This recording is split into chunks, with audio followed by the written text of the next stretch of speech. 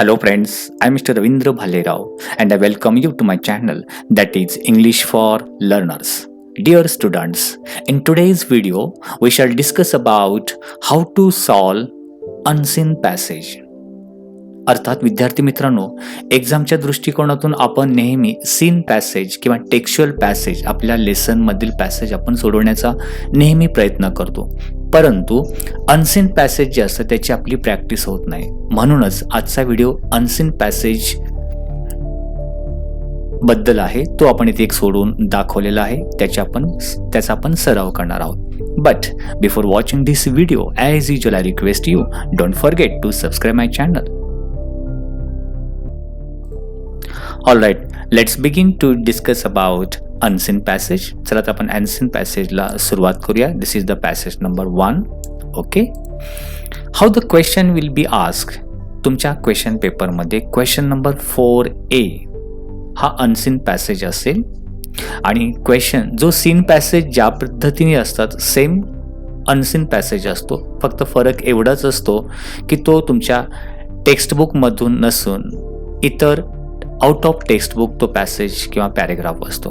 आणि क्वेश्चन नेहमीप्रमाणे असा विचारला जाईल, read the following unseen passage किंवा read the passage and complete the activities. म्हणजे खालील पॅसेज वाचा आणि दिलेल्या ॲक्टिव्हिटीज म्हणजेच क्वेश्चन्स सोडवा. दिस पॅसेज इज फॉर 10 मार्क्स. 10 गुणांसाठी हा पॅसेज आहे. ओके, पॅसेजमध्ये सुरुवातीला एक क्वेश्चन असेल, A1 ॲक्टिव्हिटी असेल आणि A1 ॲक्टिव्हिटीच्या खाली नंतर पॅसेज दिलेला असेल. मग डायरेक्ट पॅसेज रीड करण्या अगोदर आपण काय करायचं नेहमी की त्याच्यामध्ये जे ॲक्टिव्हिटीज किंवा जे क्वेश्चन दिलेले आहेत ते अगोदर रीड करा आणि त्यानंतर पॅसेज केअरफुली रीड करायचा असतो अर्थ समजून घेण्यासाठी. आता आपण A1 ॲक्टिव्हिटी बघूया. State whether the statements are true or false. म्हणजे खालील स्टेटमेंट्स म्हणजे वाक्य किंवा विधानं, ट्रू म्हणजे बरोबर आणि फॉल्स म्हणजे चूक. चूक की बरोबर आहे ते लिहा. First one, corona virus is discovered long ago. Corona virus खूप दिवसांपूर्वी किंवा खूप वर्षापूर्वी त्याचा शोध लागला. Next sentence, sentence number 2, and that is, we should not afraid to ask someone we trust. अर्थात आपला ज्यांच्यावरती विश्वास आहे त्यांना विचारण्यासाठी कधीही घाबरू नये. म्हणजे या कोरोना व्हायरसच्या related. Third sentence, this kind of virus can affect no Badi.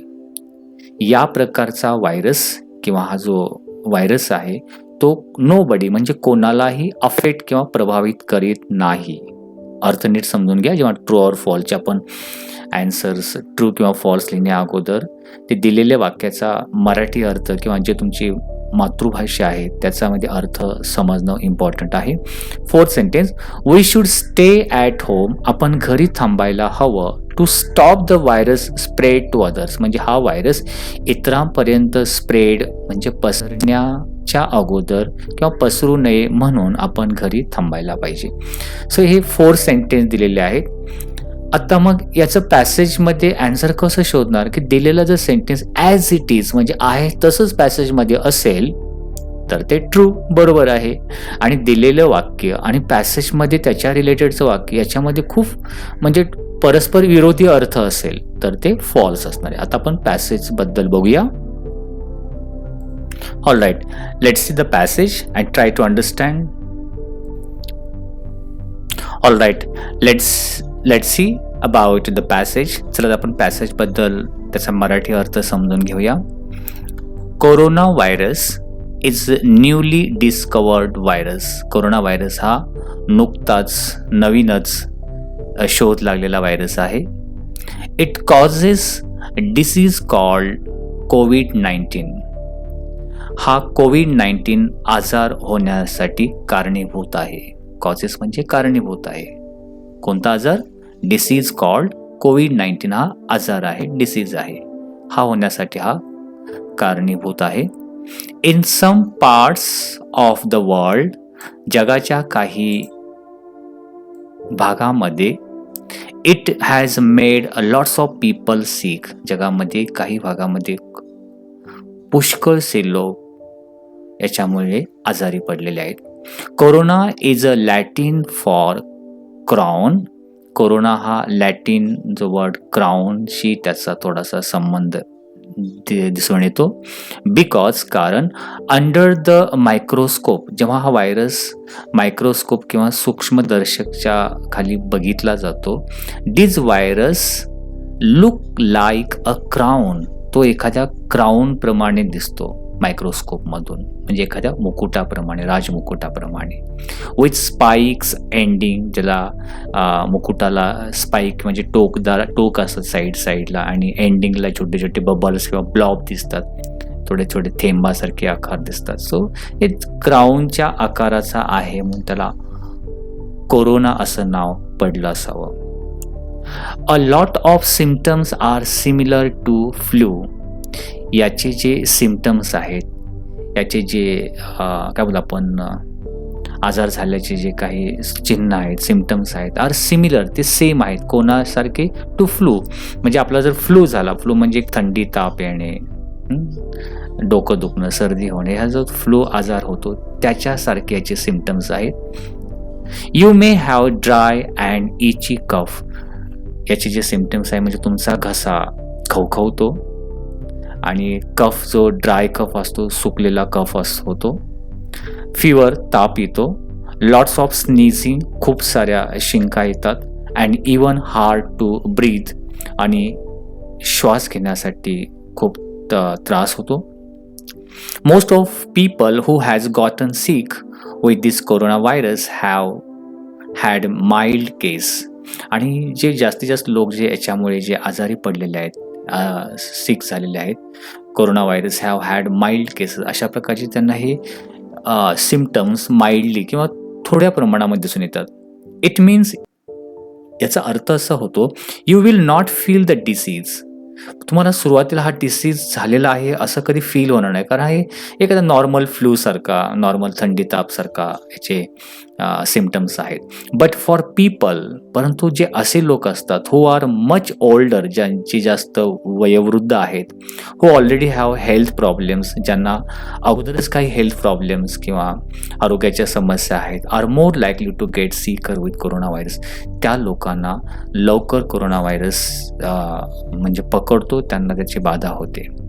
If anyone get sick, जर एखादी व्यक्ती आजारी पडली या कोरोना व्हायरसने आणि feel like they may have corona virus, जर त्यांना असं वाटलं मला कोरोना व्हायरस झाला असावा हे सिम्पटम्स बघितल्यानंतर, मग त्यांनी काय करायला पाहिजे? They can immediately call their doctors. लगेच त्यांनी डॉक्टर्सना बोलवायला हवं अँड गेट हेल्प, आणि त्यांची मदत घ्यायला हवी.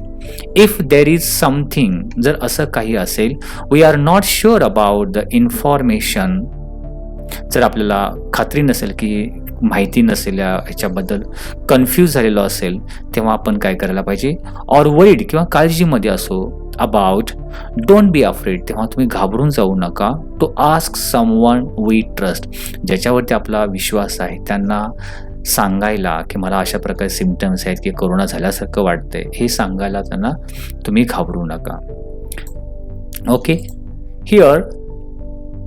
Here are some things you can do to protect yourself. इथे काही गोष्टी सांगितलेल्या आहेत, तुम्ही स्वतःला प्रोटेक्ट करू शकता, तुमच्या फॅमिलीला अँड फ्रेंड्स फ्रॉम गेटिंग सिक. म्हणजे हा आजार किंवा आजारी पडू नये म्हणून काही प्रोटेक्शनच्या गोष्टी सांगितलेल्या आहेत. त्या म्हणजे अशा प्रकारे, 1. वॉश युअर हँड्स ऑफन, नियमितपणे तुमचे हात स्वच्छ धुत राहा, using soap and water. 2. Sneeze into your elbow, जर तुम्हाला शिंक आली तर तुमच्या हाताच्या कोपऱ्याजवळ तोंड किंवा नाक ठेवून तुम्ही तिथे स्नीजिंग किंवा शिंकू शकता. इट इज बिलीव्ड दॅट, असं मानलं जातं किंवा विश्वास आहे, कोरोना व्हायरस जो प्रसार होतो किंवा पसरतो, स्प्रेड होतो through little liquid from our lungs. आपल्यामध्ये जे लंग्सच्या मध्ये जे लिक्विड किंवा त्याच्या ज्या द्रव पदार्थामधून तो पसरतो आणि शिंकल्यानंतर तो बाहेर येतो आणि त्याच्यामधून हे पसरत असावा असं मानलं जातं, बिलीव आहे. If you sneeze into your elbow, जर तुम्ही तुमच्या एल्बो म्हणजे हाताच्या कोपऱ्याच्या आतमध्ये जर हे करून तुम्ही जर शिंकलात, यू कॅन प्रिव्हेंट, तुम्ही जर्म्स फॉर गोईंग फार इन टू द एअर, ते जे व्हायरस आहे किंवा ते जर्म्स आहेत ते दूर जाण्यापासून तुम्ही थांबवू शकता हवेमधून. थर्ड पॉईंट काय सांगितलं आहे, अवॉइड टचिंग युअर फेस. स्वतःच तोंडाला फेसला सतत तुम्ही टच करणं किंवा स्पर्श करणं टाळायचं आहे. डोंट पिक युअर नोज किंवा सतत नाकामध्ये बोटं घालणे किंवा शिंकणे असं करू नका. डोंट टच युअर माउथ, तोंडाला हात लावू नका. डोंट रब युअर आईज किंवा डोळे चोळू नका. They are the place where the virus enters our body. ही जी अशी ठिकाणं आहेत की ज्या ठिकाणामधून जसे नाक, डोळे, तोंड या वाटे तो व्हायरस तुमच्या शरीरामध्ये प्रवेश करू शकतो. म्हणजे इथे जास्त टच करू नका असं म्हणायचं आहे.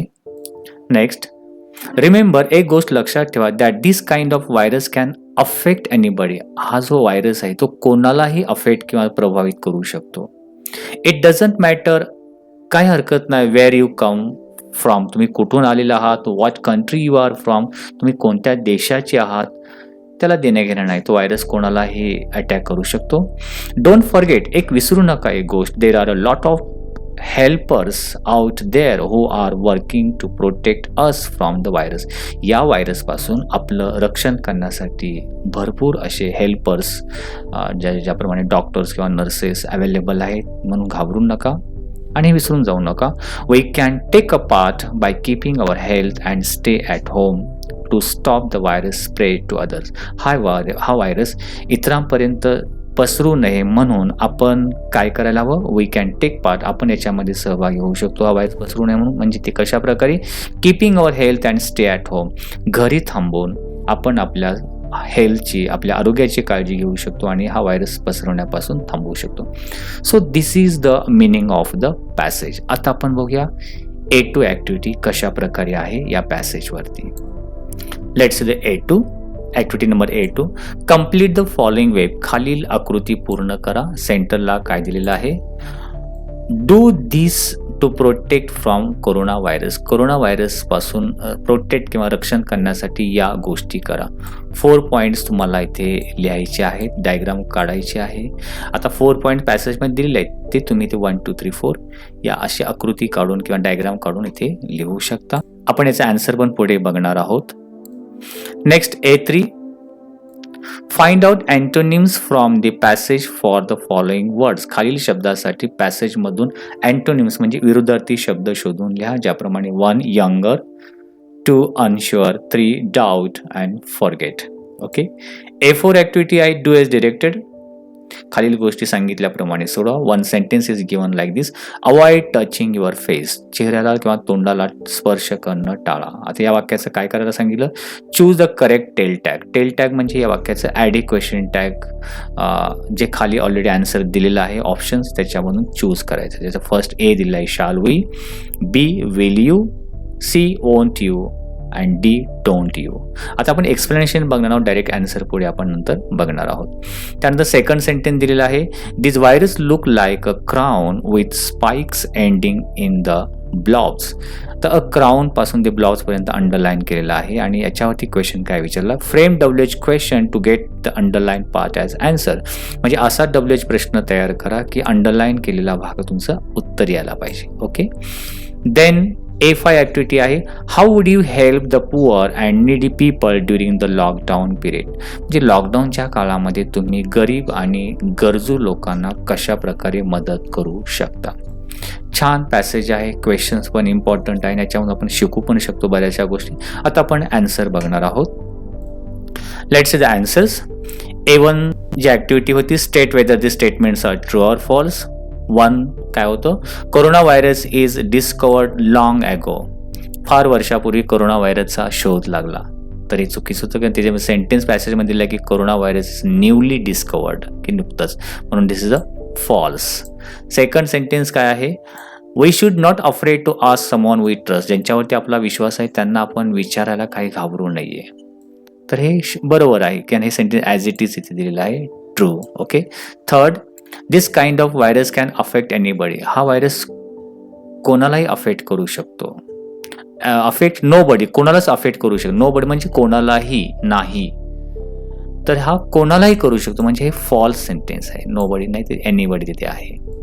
फोर्थ सेंटेन्स काय, we should stay at home to stop the virus spread to others. हा व्हायरस इतरांना पसरवण्यापासून आपण थांबण्यासाठी आपण घरी थांबायला हवं. Yes, it is a true sentence. So these are the question and answers of activity A1. Next activity A2 जी होती, कम्प्लीट द फॉलोइंग वेब. खालील वेब किंवा आकृती पूर्ण करा. जे सेंटरला दिलेलं आहे, do this to protect from the virus. व्हायरसपासून protect करण्यासाठी आपण या गोष्टी करा. मग इथे आन्सर दिलेला आहे बघा. आपण हे पॉईंट लिहिला, जो मेन पॉईंट आहे. मग 4 पॉईंट्स. फर्स्ट काय करायला सांगितलं, wash your hands often using soap and water. 2 sneeze into your elbow. 3 avoid touching your face. And 4th one, don't pick your nose and don't rub your eyes. So या पद्धतीने point wise आपण हे उत्तर किंवा answers लिहू शकतो. Next activity number A3, find out antonyms from the passage for the following words. खालील शब्दासाठी पॅसेजमधून आन्सर शोधून लिहा. यंगर, तर अँटोनिम्स म्हणजे अपोजिट वर्ड्स. यंगरला काय होईल बघा इथे, यंगर, ओल्डर. नेक्स्ट काय, अनश्युअर. अनश्युअरचे अपोजिट श्युअर. थर्ड काय, डाऊट. डाऊट घेणे. तर ट्रस्ट शब्द गेलेला आहे पॅसेजमध्ये. फोर्थ वन, फॉरगेट, विसरून जाणे. तर रिमेंबर. ओके, या पद्धतीने A3 ॲक्टिव्हिटी जे वर्डच्या रिलेटेड आहे. देन A4 जे ग्रामरच्या रिलेटेड ॲक्टिव्हिटी असते. सेंटेन्स जे दिले आहे, avoid the touching your face. Choose the correct tail tag. Tail tag म्हणजे question tag. Okay, question tag. तर अवॉइड टचिंग हे जे इम्पॅरेटिव्ह सेंटेन्स आहे, आज्ञार्थी वाक्य आहे, तेव्हा त्याचं उत्तर नेहमी कशा प्रकारे लिहिलं जातं, तर आन्सर आपण पूर्ण वाक्य लिहायचं. Avoid touching your face, comma, आणि इम्पॅरेटिव्ह सेंटेन्स असेल म्हणजे क्रियापदाने सुरुवात होणारं वाक्य, तेव्हा त्याचं क्वेश्चन टॅग बनवण्यासाठी एंडिंगला आपण विल यू असं लिहू शकतो. तर will you is the correct option. Next जे सेंटेन्स आहे, this virus look like a crown with spikes ending in the blobs. हे व्हायरस लुक्स लाईक, दिसतोच्या समान दिसतो. कशा समान, a crown with spikes ending in the blobs. WH type question. तर इथे क्वेश्चन बनलेला आहे, आन्सर बघू शकता. How do these virus look like. आता WH टाईप क्वेश्चन कसं बनवायचं याच्या रिलेटेड मी व्हिडिओ बनवलेली आहे, ती तुम्ही बघू शकता. म्हणजे हे आन्सर हेच का आलं तर तुम्हाला क्लिअर होऊन जाईल. Okay, then see the last question, A5 activity.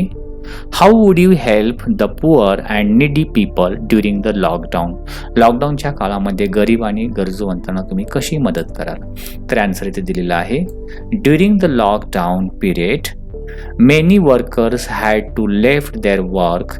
बरेचसे वर्कर्स किंवा कामगारांनी आपलं काम सोडून, म्हणजे त्यांचं काम सुटलेलं आहे. And return to their home, आणि ते आपल्या घरी परतलेले आहेत. ऑन द वे बॅक, तर परत असताना they had no food, no money. परतच्या प्रवासामध्ये त्यांच्याकडे खाण्यासाठी काही नाही आहे, पैसे नाहीत. Many people had been starving. बरेचसे लोक भूक म्हणजे उपाशीमार होत होते. I would like to help such people. अशा लोकांना मला मदत करायला आवडेल. I would try to manage their bread and butter. म्हणजे त्यांच्या खाण्यापिण्याची मी व्यवस्था करण्याचा प्रयत्न करीन. I would set up a campaign to donate their मनी. त्या पैसे देण्यासाठी एक मी कॅम्पेन किंवा मोहीम हाती घेईल, म्हणजे कलेक्ट करेन पैसे. I would provide my old books to their children. त्यांच्या मुलासाठी मी माझी जी जुनी पुस्तकं आहेत ते त्यांना देईन. सो या प्रकारे शॉर्ट बट स्वीट आन्सर लिहिण्याचा तुम्ही प्रयत्न करू शकता. तर विद्यार्थी मित्रांनो, हा पॅसेज अशा प्रकारचे आपण अनसीन पॅसेजची सिरीज पुढे कंटिन्यू चालू ठेवणार आहोत.